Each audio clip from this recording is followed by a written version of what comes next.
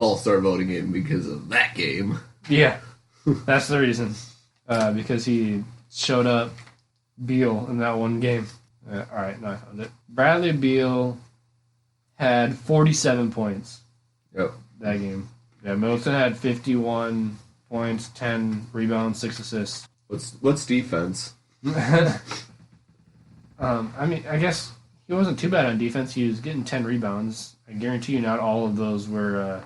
No, rebounds is partially luck, and then other times actually skill. It's right place, right time. Yeah, I mean, not much to say about it. It was an amazing performance by the Bucks. Yeah. And obviously the Bucks are the best team in the league right now.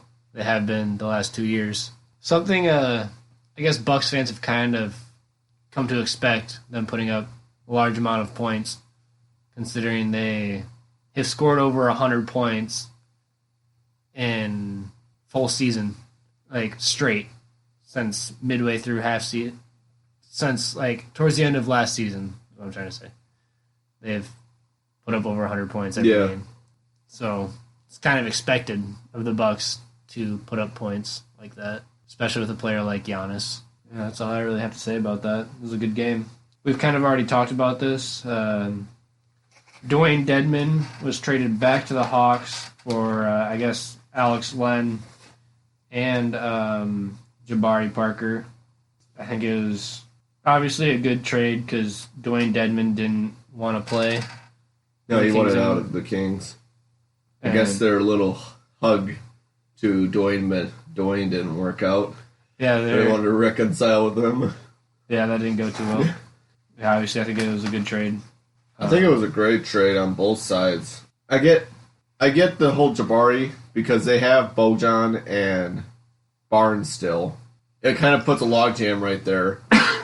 And they still have Bjelica and Marvin Bagley at the 4, so it's just this big old logjam now they have at the forwards for Jabari. And then the center, we just talked about Dwayne Dedmon wasn't getting minutes, so you think Alex Len's going to get any?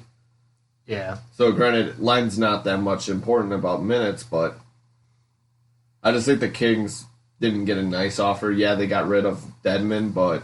Yeah, you got rid of a player, I guess you could say as a toxic player. Yeah, to at least... he didn't want to play. Yeah. That's like the Grizzlies getting rid of Iguodala. Yeah, I think it's funny just how many teams Jabari Parker has played for now. Yeah. And it's amazing to me that he's barely gotten injured since he left the Bucks after getting injured the entire time he was on the Bucks. Had 2 ACLs right there, so... Yeah, and I don't know. Obviously I want to see him succeed because he was drafted by the Bucks. I think he said something about him wanting to return to the Bucks. Yeah, he wants to return to the Bucks. My biggest thing is there's always been that talks about the 1-2 picks between the Cavs and the Bucks. Now, who do you think won? Really, between Andrew Wiggins or Jabari? Who was a better first-round pick? Andrew Wiggins has been more consistent than Jabari Parker. It's been. I was just about to basically say the same thing. Like Andrew Wiggins is more consistent than Jabari, but it doesn't say much. Andrew Wiggins is not that number 1 pick that everybody thought it was. At the same time, Jabari isn't the number two pick that everybody thought he was. When he was with the Bucks, he definitely looked like a good player, but when he was on the court for the 10 games, I was going to say just when he was on the court, but yeah, he had the potential to be a very good player if it wasn't stunted by his growth wasn't stunted by injuries that he has sustained.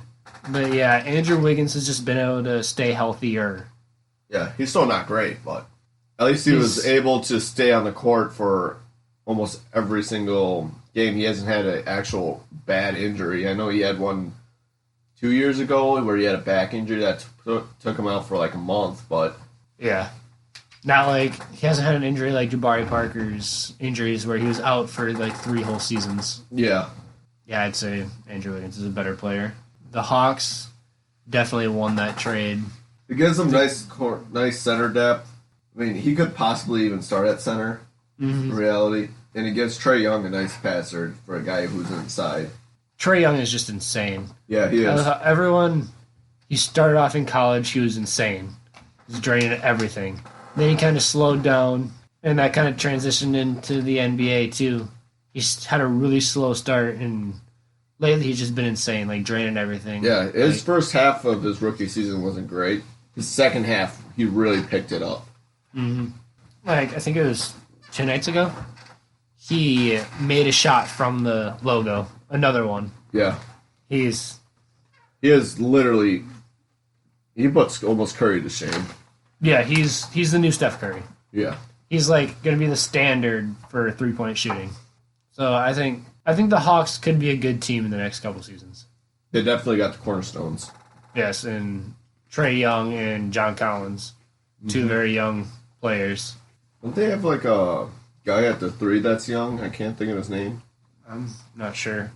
I could have sworn it was, like, a guy from Kentucky. I want to say I can't think of who it is, though. I don't even remember who it could be. It was either from Kentucky, North Carolina, or Duke, one of those blue schools. It's really good. Try and I can't think of find who that is. I'll go to my next. Cam Reddish. Yeah, Cam Reddish. That's who it was. Yeah. From Duke. Yeah, Duke. And Kevin Huerter's been really good, too. He's a three-point shooter. He's averaging 11 points a game. Reddish is averaging 9 points a game. Jabari Parker is averaging 15. Yeah, and DeAndre Hunter, he's averaging 12 points a game as a rookie. So they definitely have the pieces to They have some good. young assets there. Mm-hmm. Jeff Teague is 0-0. And they've got veteran leadership in Jeff Teague, Vince Carter, who's putting up 5 points a game, playing 15 minutes off the bench. Alan Crabb is another veteran player there. So they have plenty of veteran leadership.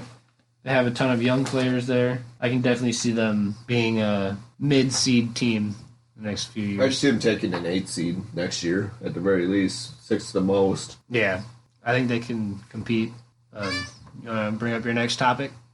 So Tristan Thompson and the Cavs might do a buyout deal, but Tristan Thompson says that he prefers to be traded rather than an actual buyout. Yeah, I mean, I can see that. Like, Kevin Love wants out of Cleveland, too. Yeah. Ever since LeBron left, they've kind of been a bottom feeder of the Eastern Conference. So I understand this. I can't think of a team that needs Tristan Thompson. Yeah, he's a center, isn't he? Yeah. He's a smaller center, though. Yeah, he's... I could see, like, maybe the Rockets, but I don't think they have Since they anybody. just got rid of Capella. Yeah, but I just can't think of anyone who they can trade because they just gave away their first-round pick. Mm-hmm. So I don't know. that's the only team I can think off the top of my head. Boston does need a center, but yeah. Excuse me. Yeah, I don't.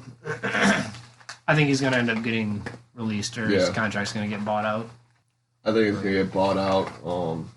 But it's just one of those that I can't see him going anywhere really. Mm-hmm. So you think he's going to stay? He's going to get bought out, I believe. Okay. Not really much to that topic. Mark Thompson still has value, but yeah, he's late 20s, isn't he? Mm-hmm. Yeah. Mark Dantonio suddenly steps down from Michigan State. I did not see that coming. Mark Dantonio holds the school record for most wins at, I think it was 116, I believe. He had 6 10-win seasons. I believe led the team to a college football playoff appearance.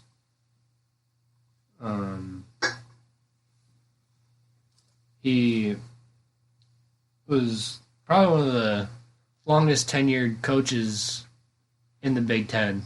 yeah, I think he might be the longest one. I can't think of He another was before Urban Meyer, I believe. No, Urban Meyer. Urban Meyer was there later.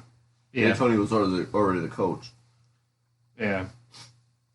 I can't think. the big shock to me. When did When did what?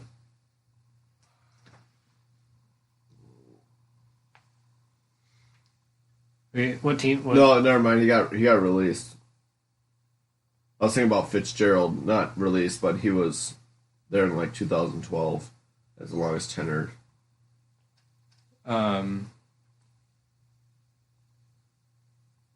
Oh, Mark Dantonio retired, quote unquote. So did Urban Meyer. Wait, when did Myers start? I mean, sorry, not Myers. D'Antoni. Did he start coaching Michigan State? I'm not sure. So I think Ferentz, he's the Iowa coach. I think he started in 2000 or 1999. So. Oh, really? So he might not be. He started with Michigan State in 2007. So yeah, it was actually not the longest. So I think Ferentz must be the. I said one of the longest. Yeah, I thought he was the longest, but I totally forgot about Ferentz. He had 114 wins. Sorry, I think I said 116. Yeah, big shock. I guess he has a lawsuit going on. Really? Yeah.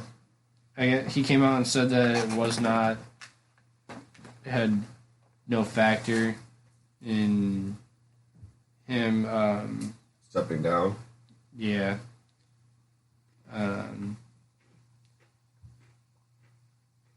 Yeah. Huge surprise to me. Yeah, it is. I'm excited to see who they go to. Urban Meyer. There's no way Urban Meyer will coach for a Michigan team. No. The hatred that Urban Meyer has for the team up north. That'd be fucking hilarious, though, not gonna lie. For the state up north, sorry. I guess it's not really the team up north. Because the team up north is just Michigan, not Michigan State. But Michigan State is still a big rival of Ohio State. And hey, if Urban Meyer is going to go anywhere, it's definitely not going to be a rival of Ohio State.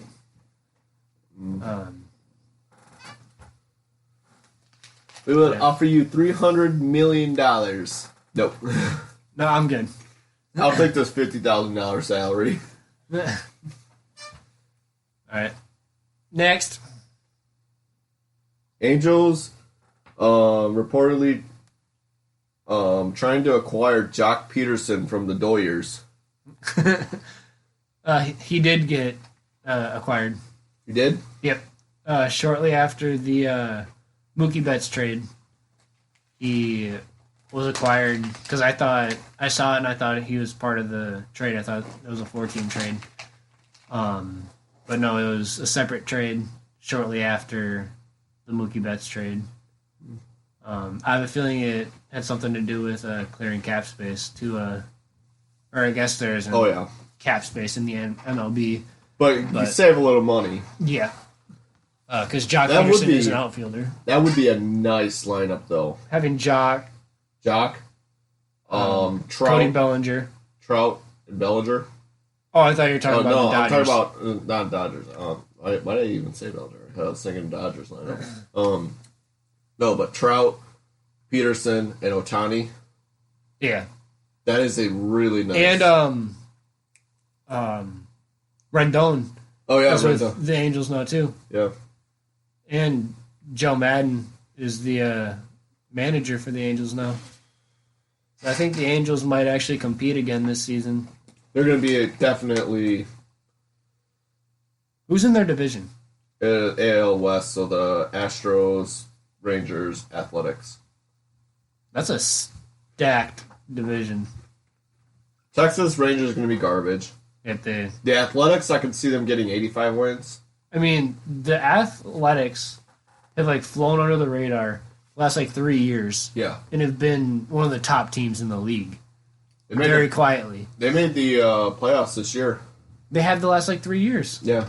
And no one talks about it. No. And Chris Davis has been a powerhouse.